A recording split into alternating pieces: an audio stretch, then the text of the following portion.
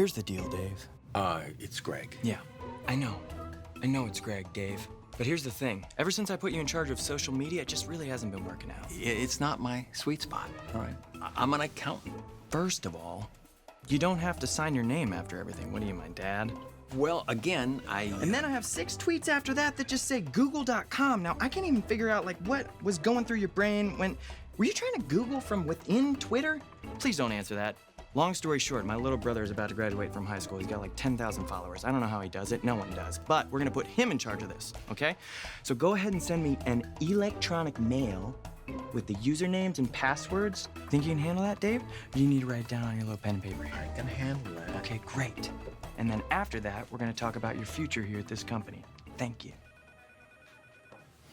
You want an email? I'll give you an email. Oh, that's good. I like that. Dear Hipster Doofus, here are your painfully obvious passwords. You bearded, no good, sneaker wearing. Oh, that's good. I haven't heard language like that since the Navy. Just because Daddy owns the company. Ooh, that's dark. But I like it. Hey, Greg, Yeah, Mike. you know you've been tweeting? I've been twittering!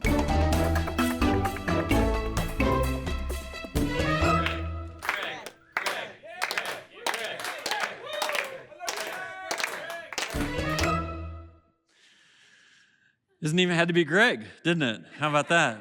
So, hey, I'm really glad that you're with us today. We are in the last week of Me and My Big Mouth, and I've been having you repeat that title with me all the time. Of course, reminding ourselves that it's not about your wife and her big mouth, or your husband and his big mouth, or your son or your daughter, or your mom or your coworker, anybody else. It's about me and my big mouth. So I do think one last time, with the emphasis on me and my, we should say this title together. Let's do it. Me and My Big Mouth. And I appreciate the journey that you've been with us on, and I'm excited to wrap it up today. Today's message will be a little different than the first 3. The first 3 are kind of driving at you, and I actually kind of thought in terms of hey, 30 minutes, I don't mean drill them, drill you, but let's make it practical, let's make it convicting, let's help us see where it fits in our lives. For our everyday situations, this is a challenging thing to do. We have to watch our mouths. Remember, James told us last week, the tongue is untamable. But for this last message of the series, I have a different and more particular person in mind for you. It might be more than one person, because in the journeys of our lives, we've had different people who have hurt us along the way. And the question that I want you to think about today as we talk about our big mouths is to think about how you will respond when someone who has hurt you is in front of you again. While it's challenging to control our tongues all of the time, I'm not sure there's a more challenging time than we're at the moment where we have them right where we want them, and we have the chance to say something.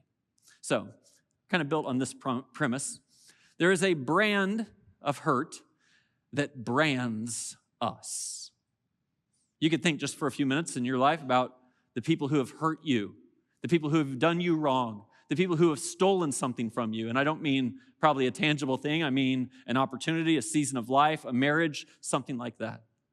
And I actually, in certain ways, want to give you a little bit of grace in this last message of the series. I've been so focused on having you think about yourself and only yourself, and I've seen you do it, that today, in order to prepare for this message, I want you to let your mind go for a little bit and think about people in your lives who have hurt you. And start to imagine what would happen if you run into them at the grocery store, if you see them at a restaurant, if a text comes across from them, if they show up at your door. What words would come out of your mouth next? Now, this idea of being hurt is a big idea because you've probably heard this before. Hurt people tend to be the ones that hurt other people. And sadly, people who have been bullied often become bullies themselves. Neglected sons become absent fathers and harsh husbands. And abandoned daughters become skeptical wives. The things that have happened to us in our lives, that hurt us, that shame us, that shaped us in some negative way, they have their effect on us. And especially for those of us who are followers of Jesus, it's a healthy thing to step back and say, okay, so when that person shows up in my life, they show up because their name shows up on my phone, they show up at my front door, they show up in a community somewhere, what am I going to do when I come face to face with the person who has hurt me? Now, I'm going to give you a little room to breathe this weekend, because instead of bringing kind of straight at you for 30 minutes with all this wisdom and conviction and all the things that James and Paul were doing for us, I'm going to tell you a story. And the story is going to take a little while to unfold. You'll find the story interesting, no doubt about it. I think it's fair to describe this story as the second greatest story ever told. If the story of Jesus and him coming to earth, God sending him here, is the greatest story ever told, I think this is the second greatest story ever told. And it actually is a precursor, or maybe more appropriately, a foreshadowing of the Jesus story. But you may find yourself and your feelings in the middle of this story. And when we get to the end of it, after we just kind of enjoy a story for a little bit, it will come to a pinnacle moment to say, okay, what did he do and what would we do in the moments when we come face to face with someone who hurt us? So the Jesus story, of course, is the New Testament, the New Covenant, as we call it. Jesus brought a new covenant. That's what all Christians and followers of Jesus follow. But there is a backstory to the Jesus story. We call it the Old Covenant. It starts with Genesis chapter 1 with creation. And I'm gonna catch you up very quickly to set the setting for this story. In Genesis chapter 12, there's a guy named Abraham. So the first 11 chapters of Genesis are just God communicating with everyone on the earth. In chapter 12, God makes a covenant with Abraham. This becomes the nation of Israel as we know it, and it's the Old Covenant. It was for that time and for that place and for that people, but it was critical to God's plan unfolding over time.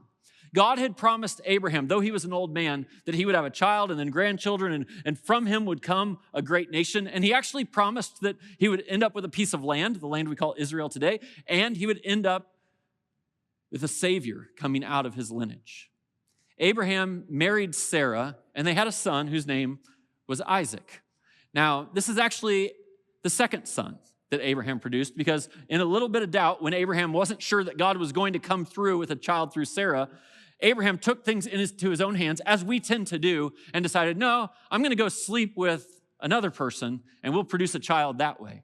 That child's name was Ishmael, and it's going to come up later in our story, so I just want you to have the context of that. That was not the child that God had intended, and so there's Isaac. Isaac had a son named Jacob. He actually had two sons, Jacob and Esau. It's a fascinating story in the book of Genesis. You'd love to read it sometime. But Jacob actually kind of steps over the older brother Esau and ends up in this lineage. And Jacob's name at one point in the story is changed to Israel. So you hear Jacob and Israel, that's the same person.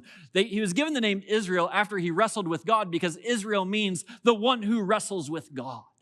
And that's a story that a lot of us have, how we wrestle with God. And that's Jacob's story. Then Jacob has 12 sons. These 12 sons become the 12 tribes of Israel, if you've ever heard of that. And this is how the whole lineage begins, that this is the story of Israel. Now, out of these 12 sons, there was one son in particular, Joseph, the next to youngest son, who was Jacob's favorite. Now, this is a tension point in the story, because the reason Joseph was Jacob's favorite son is because Jacob had multiple wives, and he had a favorite wife. And his favorite wife gave him Joseph as his first son. That wife actually also died in childbirth, giving the last son, Benjamin, to them. But just a little lesson for you guys. Life's better if you don't have a favorite wife. Yeah? You can take that away today. So Joseph is his dad's favorite son, which makes his brothers hate him. They're very jealous. And some of you have heard this story. You hear about Joseph and the coat of many colors because he got his dad's favorite status. Some of you saw it as a musical called the Technicolor Dreamcoat. It's a little bit off, but it's close enough. You get the concept. Like his brothers hated Joseph. So they're out one day and they get Joseph and you think your family's dysfunctional. These brothers are having a little conversation like, so do we kill him or do we sell him? Do we kill him or do we sell him? And they had him, they actually they put him down in a pit that he couldn't get out of. And then the text actually says they sat down for lunch and they had a little conversation about it. And this is how that conversation goes. It says they looked up and saw a caravan of Ishmaelites. So the Israelites are the people who come from Israel. The Ishmaelites are the people who have come from Abraham's son when he took things into his own hands. It's an absolutely wild story. You love history. You'll love digging into that. But these Ishmaelites come along. And Judah, one of the brothers, speaks up. He says, you know what? What do we gain if we kill our brother and cover up his blood? Come, let's sell him to the Ishmaelites and not lay our hands on him.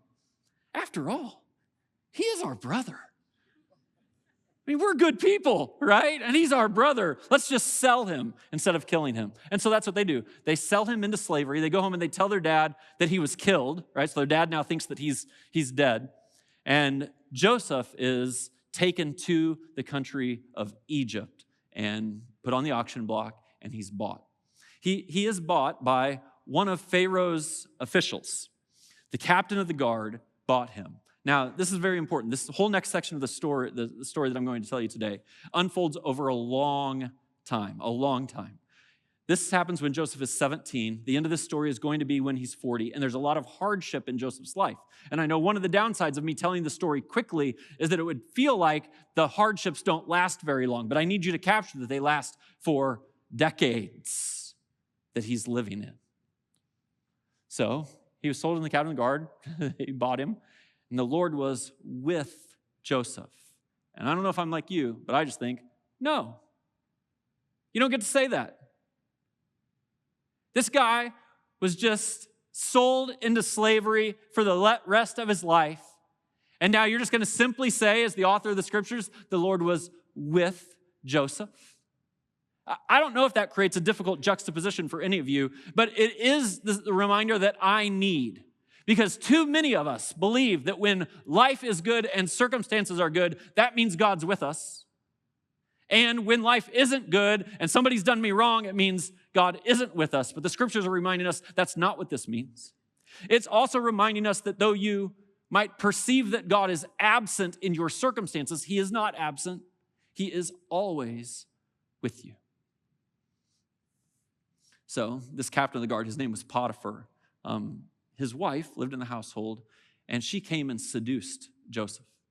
And Joseph was trying to be an honorable man, to honor God and honor Potiphar. And so he says to her, how could I do then such a wicked thing and sin against God? But she didn't like that. And so though he was unwilling to go to bed with her, she flipped the script and accused him of rape. And the moment he was accused of rape, of course, he's not even an Egyptian himself, he's going to end up in a prison. And this prison actually is like a dungeon, right? And there's other prisoners that are there. The story goes on, it says, but while Joseph was there in the prison, the Lord was with him. And there's still a little bit of me. It's like, no, you don't get to say that. Aren't good things supposed to happen to good people and bad things are supposed to happen to bad people? Isn't that the way this world is supposed to work? And actually what we're being reminded of in this story, and those of us who have been hurt really need this reminder to say, actually, that's not the way the world works. God never said that's the way that the world would work. Actually, within Christianity, you find often that the good people are the ones who are paying the price, and the bad people seem to be getting away with it. And in the biggest story of Christianity, the best possible person experienced the worst possible thing. So as you're considering Christianity and your interaction with it, we should never assume that good things happen to good people and bad things happen to bad people, especially in a limited amount of time in this earthly existence. So Joseph's down in this pit, or in this prison, and there's some other prisoners who were there. Two of the prisoners were people who had lived and worked in Pharaoh's court before. One of them was Pharaoh's baker, and the other one was Pharaoh's cupbearer. And both of these guys had had some dreams, and they're trying to think, do these dreams mean something? They told Joseph their dreams, and Joseph had a gift for interpreting dreams. Now, the cupbearer, I don't know if you know what a cupbearer is. It's essentially Pharaoh's butler. He's called the cupbearer because when he brings the wine to Pharaoh to drink, it's his job to take a sip of it before he gives it to Pharaoh in case the wine has been poisoned. And if the cupbearer falls dead from the poison, Pharaoh's like, I don't think I'm going to drink that. That's kind of how that works. But these guys had both ended up in prison. The cupbearer tells Joseph his dream, and Joseph's like, wow, that's pretty wild. That's good news for you. The way to interpret that dream is that very shortly here, you're going to be lifted up, and you're going to be restored to your position as the cupbearer. You're not going to be in prison anymore, and things are going to be good for you. The baker tells Joseph his dream, and I can only imagine Joseph kind of shuffling because he has to give the baker some bad news. He's like, actually, you're going to be lifted up too, and by that I mean your head is going to be lifted off your body, and you're going to be impaled. You know, if I was Joseph, I would have been like, I can't figure that one out. I don't know. But he gives these two interpretations, and when he gives this interpretation to the cupbearer, that he was getting the good news, he says to the cupbearer, so when you're back in Pharaoh's court, remember me. Well, a few days later, all of this comes to pass exactly as he had said, with both the baker and with the cupbearer. The cupbearer is back in Pharaoh's court, and the scriptures say, the chief cupbearer, however, did not remember Joseph. And at least in some sense, you and I have probably felt that way. We feel like, I thought there was a chance for it to work out. Man, there was a moment it was going to change. I wasn't going to have to keep dealing with all the stuff I'm dealing with. But I've been forgotten. The world went on without me. Life seems to be working out for everyone else, but it's not working out for me. A fair amount of time passes, and then Pharaoh himself, Pharaoh is the leader of the nation of Egypt. He is actually regarded as a deity in his own mind and in the story that gets told to the Egyptians. And in the presence of Pharaoh, Pharaoh is now having a dream himself. And he can't figure out what the dream means. And I don't know exactly how this goes, but I'm just picturing the cupbearer one day is bringing him his wine, takes his little sip, says, it's good, you can drink it. And Pharaoh's like, man, I got this dream I can't figure out. And the cupbearer's like, oh yeah, I was supposed to remember him. But here's my chance. Hey, Pharaoh, wild story, but you remember when you had me down in the dungeon for a little while? And the baker, we both had a dream. There was a guy down there who interpreted our dreams. He nailed them, totally nailed them. I think he could possibly interpret your dream. Well, Pharaoh wanted to know. And so the story goes that Pharaoh calls on him. And actually, the text actually says that they bring Joseph out. They get him some new clothes. They get him washed up. They let him shave to be in the presence of Pharaoh. And Pharaoh says to Joseph, hey, I want you to interpret this dream. Joseph says, I cannot do it. I cannot do it. But God will.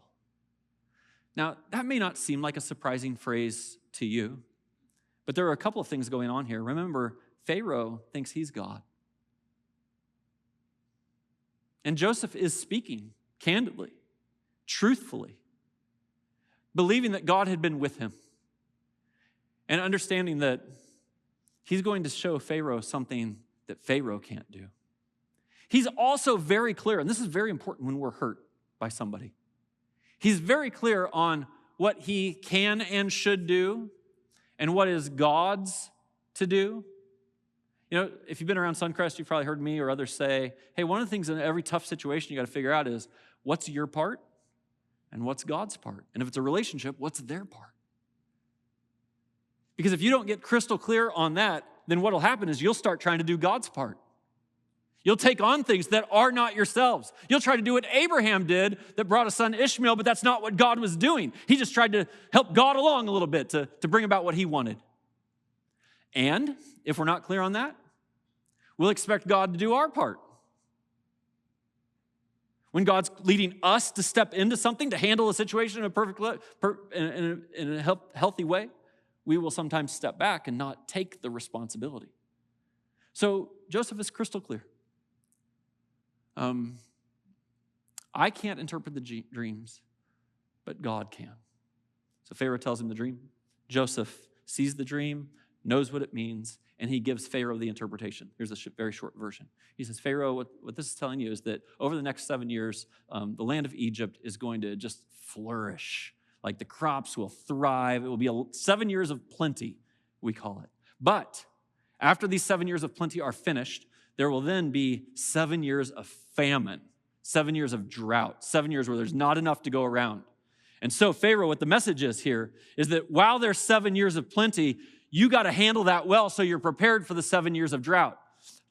Joseph actually tells him, you got to put a tax of 20% on that. You got to actually build cities that will store all the extra grain. And then when it's a time of need, you will be in the position not only to help your country, but people from neighboring countries will be subservient to you because you're the one with the grain and they will have to get their grain from you. And Joseph tells him, and you're going to need somebody to administrate this. They got to keep their eye on the ball. You do not want the first 3 years to slip by without saving any of that. 7 years, somebody's got to be on top of it. And Pharaoh, and what I think is a very interesting leadership move, looks back at Joseph and says, I got it. And you're in charge. And you might think it's odd that just immediately Pharaoh would put the person in charge who was just in prison and such, but don't miss this. All he was doing was he was putting in charge the guy who interpreted his dream. And so if Joseph was making it up, if he was messing it up, it was going to prove not to be true. And he's like, oh, he'll be back in the dungeon or worse. If he's not making it up, this is exactly the guy who knows what's going on, and I want him to be in charge. Fast forward a little bit. Now, Joseph has done this. It all plays out exactly as the dream had predicted. They made it through their 7 years of plenty, and now they are in the 7 years of famine, and people are coming to buy their grain from Pharaoh's storehouses, but not just people from Egypt, people from other countries. It said in the text, now Joseph was governor of the land. He had been essentially made the prime minister. He was the second in charge of all of Egypt, and he was administrating it, keeping his eye on the ball, just as he told Pharaoh he needed to do. And this is where, if this was a movie, the music would start to rise a little bit. The score creates some drama to lead us to a pinnacle moment. And then the scenes of the movie are going to switch back and forth. Look, there's a guy named Jacob who has some sons, and they need some grain. And so Jacob sends his sons because they've heard there's grain in Egypt. And they're making their way toward Egypt. And there's Joseph at one of the cities that was designed to store the grain, overseeing the whole operation of what's happening.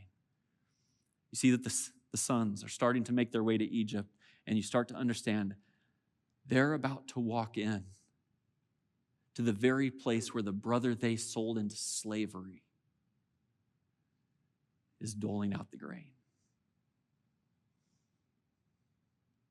So, when Joseph's brothers arrived, they bowed down to him. They would do that to any governor. Although Joseph recognized his brothers, they did not recognize him.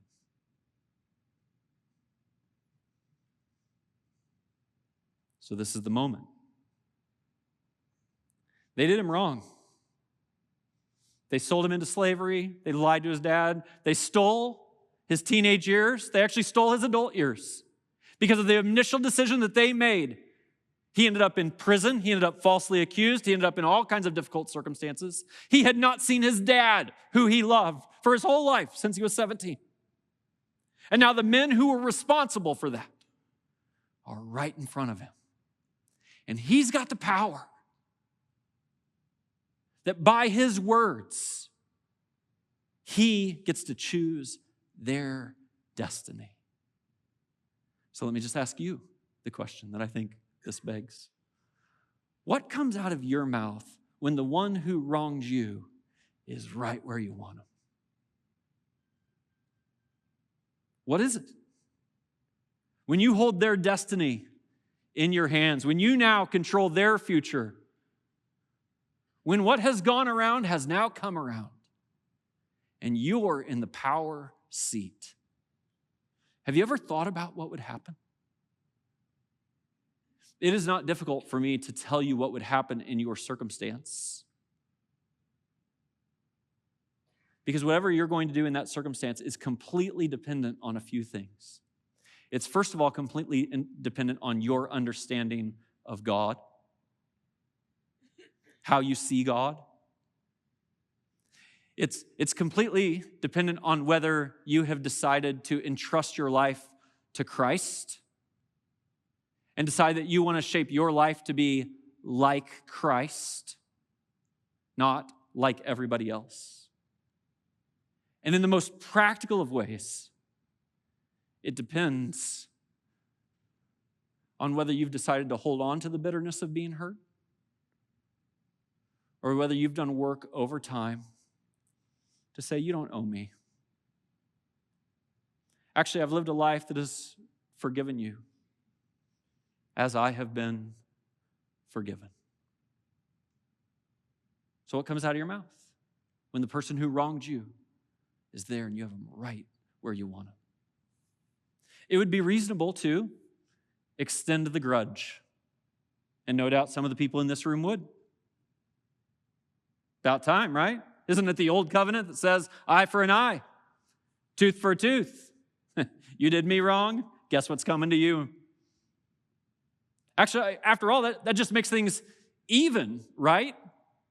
I mean, how could you even be critiqued for just giving them back what they already gave you? Or you could extend them grace. And I don't know if some of you can even get your mind around that. I mean, I understand the hurt, the betrayal, the loss, the things that have been stolen from you by other people. And you have a moment. I guess I would suggest in that moment to be, let's say, quick to listen and slow to speak. And to consider that you could justify a response where you extend the grudge. And yet at the same time, you're very aware that extending the grudge means you get even with them. And sadly, that means you're even with somebody you don't even like. You're just like them. You are the bully who became a bully. And you are the hurt person who's going to keep the hurt going. For those of us who are followers of Jesus and understand the brokenness of this world and how it can spiral, we start to understand that the message of Jesus is not do unto others what they have done to you.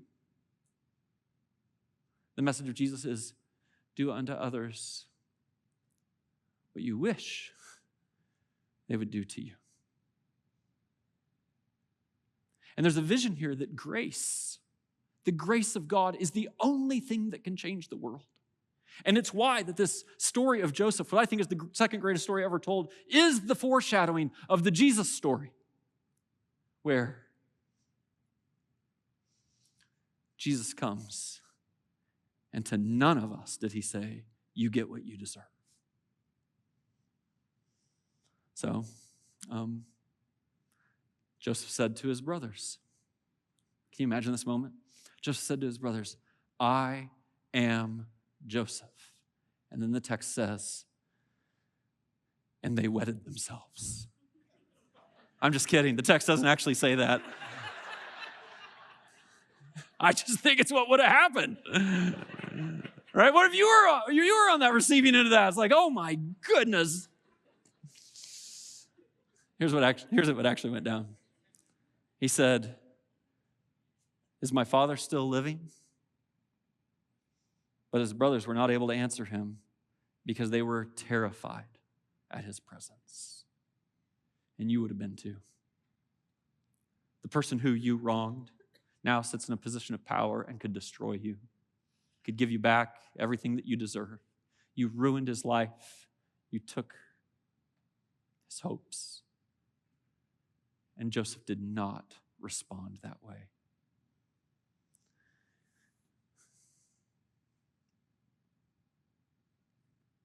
So what do you do? When the person who said some very cutting things to you, it may not be an exaggeration to say they stunted your growth. They shaped your identity in horrible ways. What do you do with that person from your backstory?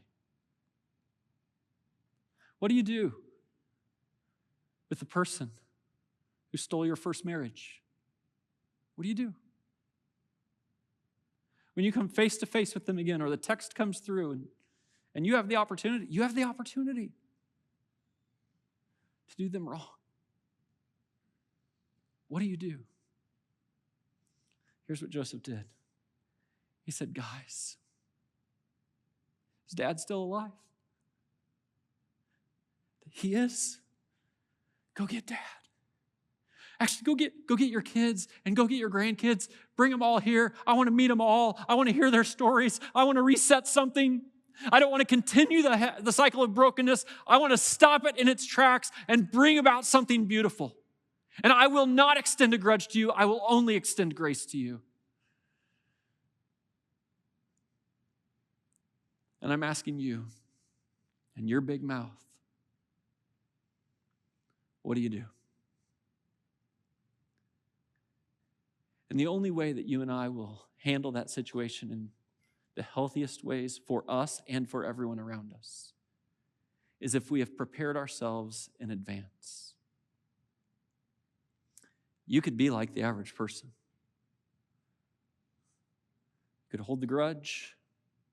You continue the cycle. And then the next time they have a chance to hurt you, they're going to come right back at you.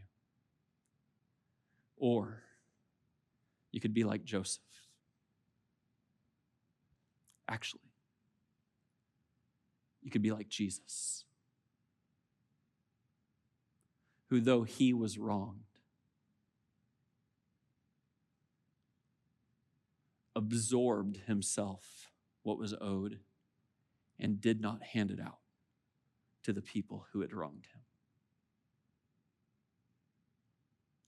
I really appreciate the journey you've gone on over these last 4 weeks with us. And I truly hope that we can capture that the words that come out of our mouths in everyday life and in these pinnacle moments shape everything else. They shape our lives. They shape the lives of people who are across from us. And it is not an exaggeration to say they can shape generations after that because of how we have handled our words. Well, I really hope that was helpful for integrating faith with life. Listen, if you're in Northwest Indiana, I'd love to have you join us in person. Head over to suncrest.org and plan your visit.